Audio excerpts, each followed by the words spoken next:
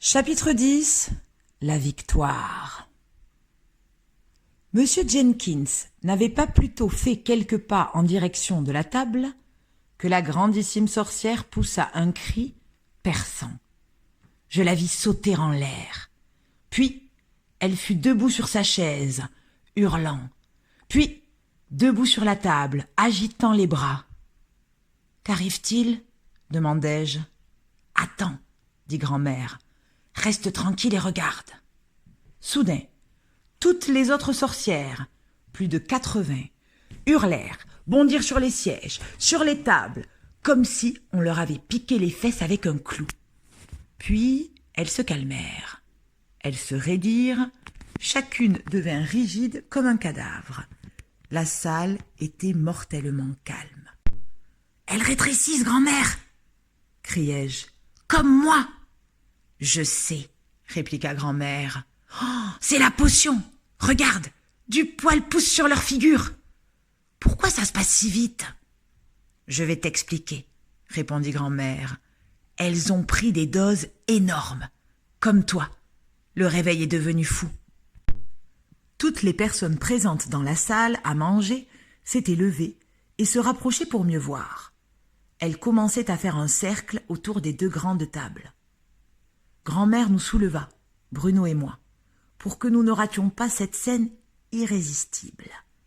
Tout excitée, elle sautait sur sa chaise. En quelques secondes, toutes les sorcières avaient complètement disparu, et de petites souris brunes grouillaient sur les deux tables. Dans la salle à manger, les femmes hurlaient et les hommes blêmissaient. « C'est fou !» criaient-ils. « C'est incroyable, invraisemblable. Filons d'ici au plus vite. » Les serveurs attaquaient les souris à coups de chaises, de bouteilles de vin et de tout ce qui leur tombait sous la main. Je vis le chef cuisinier, coiffé de sa grande toque, jaillir de la cuisine en brandissant une poêle à frire. Derrière lui, quelqu'un d'autre aiguisait un couteau. « Les souris! Les souris! Il faut s'en débarrasser !» criait tout le monde. Seuls les enfants s'amusaient vraiment. Ils semblaient savoir d'instinct que ce qui se déroulait sous leurs yeux était une bonne chose, et ils applaudissaient, acclamaient et riaient comme des fous. « Il est temps de s'en aller, » décréta grand-mère. « Nous avons fait notre travail. » Elle descendit de sa chaise, prit son sac et le mit à son bras. Dans sa main gauche, elle tenait Bruno, et dans sa main droite, moi. « Bruno, » déclara-t-elle, « c'est le moment de rentrer au sein de ta famille. »« Maman n'adore pas les souris, » dit Bruno.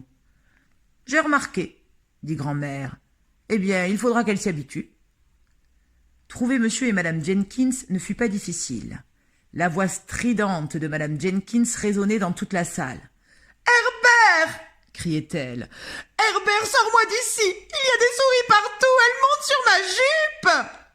Elle était littéralement pendue au cou de son mari. Grand-mère s'approcha d'eux et fourra Bruno dans la main de sa mère. « Voici votre fils, » dit-elle. « Il faudra le mettre au régime. »« Salut papa ! Salut maman !» lança Bruno. Madame Jenkins se remit à vociférer de plus belle. Grand-mère, me tenant toujours dans sa main, tourna les talons et sortit de la salle. Elle traversa le vestibule de l'hôtel, franchit la sortie et se retrouva à l'air libre. La soirée était chaude et délicieuse. J'entendais les vagues se briser sur la plage. « Je voudrais un taxi, » dit grand-mère au grand portier en uniforme vert. « Certainement, madame, » répondit-il. Il mit 2 doigts dans sa bouche et siffla de façon stridente.